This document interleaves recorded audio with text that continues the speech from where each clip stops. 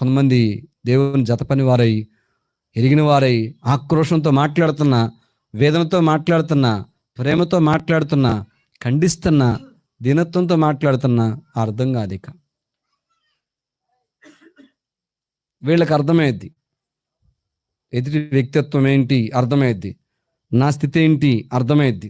దేవుని జత పని వారికి మాత్రం అర్థమైంది. వారి బలహీనత ఎరుగు, ఎదుటి వారి బలహీనత ఎరుగు.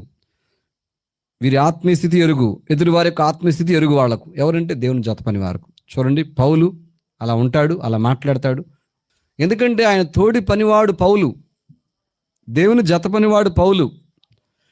మిక్కిలి శ్రేష్టమైన అపోస్తలుల కంటే నేను, చెప్పండి ఏమంటున్నాడు, మామూలుగా అన్నాడు ఆ మాట. అపోస్తలుల కంటే ఏ విషయంలోనూ తక్కువ వాడిని కాదంటున్నాడు. వాళ్ళు అబ్బా ఎంత తెచ్చించుకుంటున్నావయ్యా అన్న అంటాడు. ఎందుకు ఎరిగినవాడు అనమాట. అంటే ఈయన సంగతి ఈయనకి అర్థమైంది, వాళ్ళ సంగతి కూడా అర్థమైతే ఆ మాట చెప్పగలిగాడు.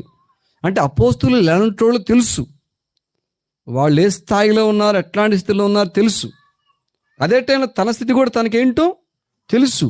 అందుకే వాళ్ళని ఈయన కంపేర్ చేసుకుని చూసుకుంటున్నాడు.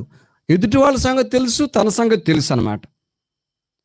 అపోస్తులు ఏ విషయంలో కన్నా నేను తక్కువ వాడును కానన్నాడు. తెచ్చించుకోవట్లా.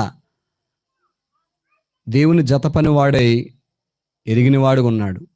దేవుని జత పని వారంటే వారి స్థితిని, ఎదుటి వారి స్థితిని కూడా తెలుసుకొని ప్రవర్తిస్తారన్నమాట. అది దేవుని జత పని వారం కాకపోతే, మనం దూరం ఉంటే దేవునికి మన స్థితి మనకు అర్థం కాదు, ఎదుటి వారి స్థితి కూడా మనకు అర్థం కాదు.